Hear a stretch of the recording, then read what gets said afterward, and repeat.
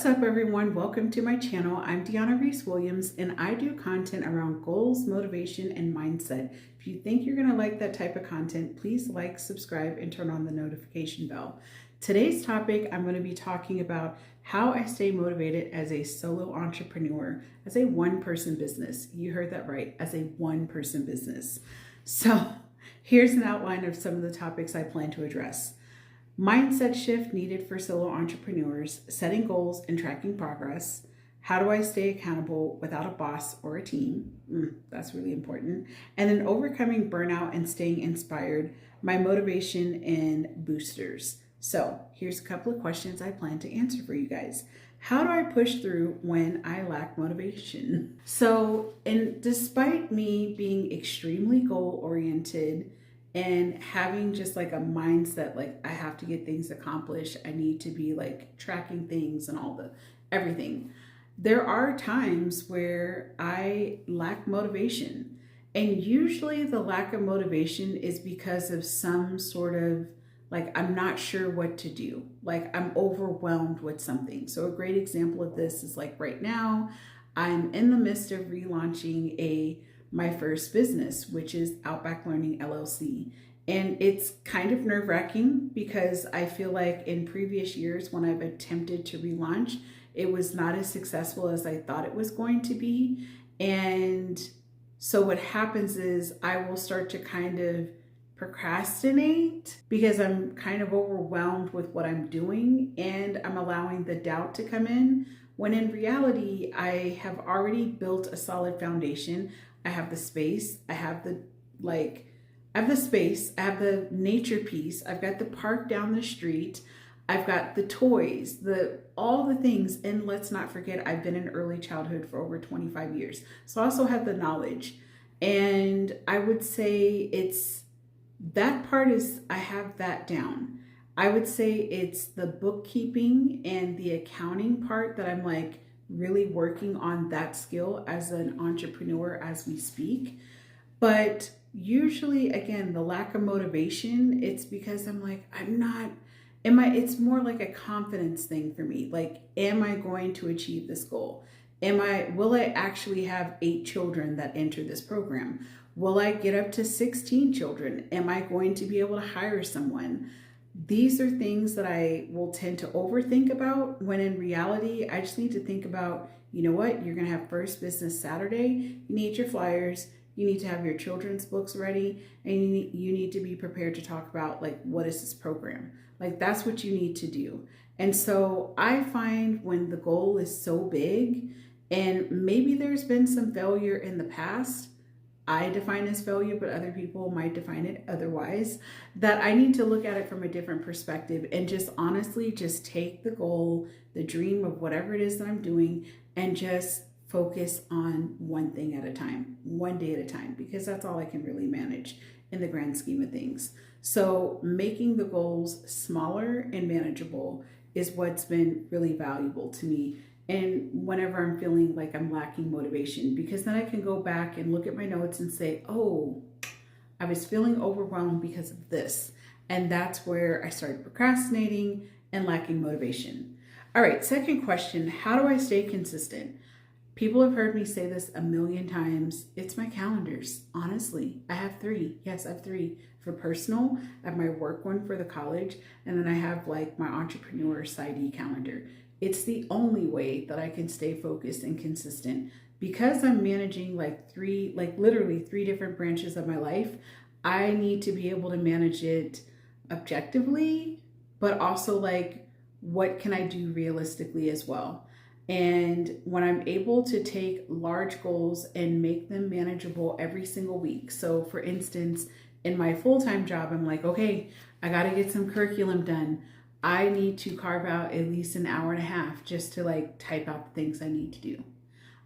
And then doing content creation.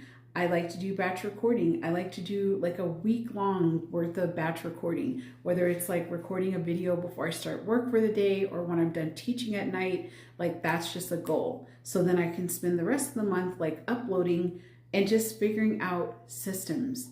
The key is, honestly, for me, it's been systems. I was telling a friend before I started recording this video, I'm like, dude, I like to do batch recordings like the first 2 weeks, the first 2 weeks of the month. And then afterwards, it gives me the rest of the month to do all the editing and everything else that I need to do. And then I can upload. And then I'll do this again at the beginning of May. And it works like butter every single time. Now, let me just say this too. I was not doing batch recording initially.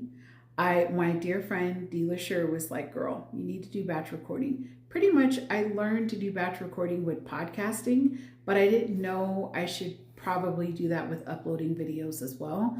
But it does make things more manageable, especially when you are managing so many different things. It makes you more consistent. That's the key. All right, question number 3. My go-to strategies for avoiding burnout. Schedule time for yourself. I mean, I hate to say it just like that, but you have to schedule time to take care of yourself. That's what it boils down to you. If you're not taking time to take care of you, meaning Fridays when I commute to campus, I know I'm going to be no good to myself, no good to hanging out with anyone. I just need to like chill out and be. That's pretty much what I need to do. So Fridays, I like to come home, take a nice long self-care kind of shower. I like to read my book, watch a feel-good movie. If I'm into drinking wine, if it's like a wine season for me, I'll have like a little glass of wine and I just chill. Sometimes on Fridays, if I get back home early enough, I'll also go to CrossFit, which is something that I do at least 4 days out of the week. And if I can't make it, sometimes I'll go to a Saturday class. It just really depends on what my schedule looks like. But I find to avoid burnout is I have to schedule time to take care of me almost every single day. Literally. It's the only way. So if it's a matter of like, okay, every night before bed, I'm reading my book. Every night I'll like do some sort of self-care activity, whether it's like putting oil on my cuticles or like putting a mask on, whatever it is, like that's going to make me feel like I put something back into myself. That's what's going to help me. Being able to write in my gratitude journal daily or every other day, that seems to make a difference as well. Watching a show that I've been wanting to watch, you know, whether that's on a Friday or Saturday, or like watching a series, finding a series that I can watch every night out of the week. That makes a huge difference. And this is years as someone who works in compassion fields. I did social work for a decade and all of my career has been in early childhood, but I also worked in behavioral health and I worked in infant toddler mental health. I've worked in a lot of different capacities. And I was also a special education teacher, which these are all very compassion fatigue type of fields. And I left social work in 2016, over 9 years ago, because I was so burnt out. I honestly didn't have any hobbies. I didn't know what I enjoyed. Now, like I'm proud. If someone were to say, what do you enjoy doing? Well, I discovered that I like paddleboarding every now and again. I'm in a book club. I like doing planners. I love photography. I've always enjoyed traveling. If you would have asked me that almost a decade ago, I would have been like, I don't know what I like. I haven't had time. I'm burnt out. I'm exhausted. I don't get enough sleep, So I just think it's important, even as an entrepreneur, you have to do those things because you're the boss of yourself. Like you have to manage whatever it is that your business is. It doesn't fall on anyone else but you. So take care of yourself and make sure you're not burning out. And hire people if you need to hire them, so you're not so overwhelmed by what you're trying to accomplish. What keeps me passionate? Oh man, oh my gosh.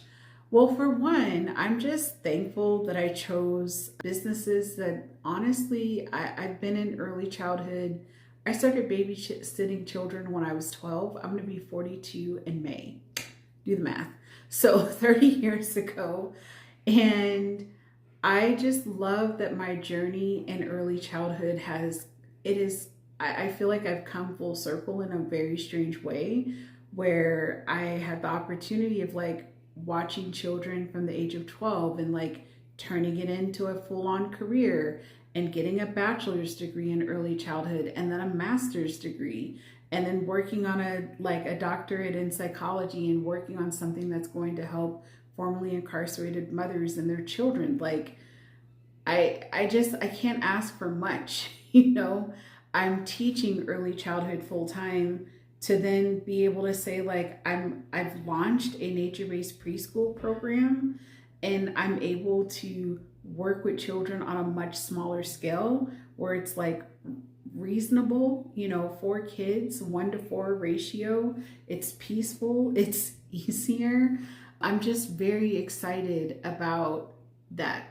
And I really truly enjoy working with families and children, and I really enjoy working with them outdoors because a lot of families and children don't take enough time to pause and be in nature and garden and learn all these things. So to just see children have that experience and to be in the game for nearly 30 years of my life, I think just this speech alone tells you how passionate I am about what I'm doing.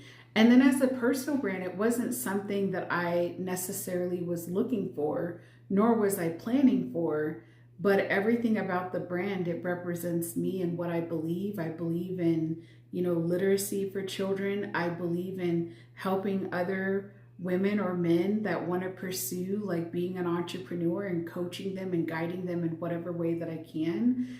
I believe in sharing my knowledge with people. So that's why I do content creation and podcasting. I'm just very passionate about people achieving their goals and the things that they want to do in life. And so that's what keeps me passionate, because it's not like something I had to go looking for. This is just who I am as a person. So anyways, I hope you guys have enjoyed this video.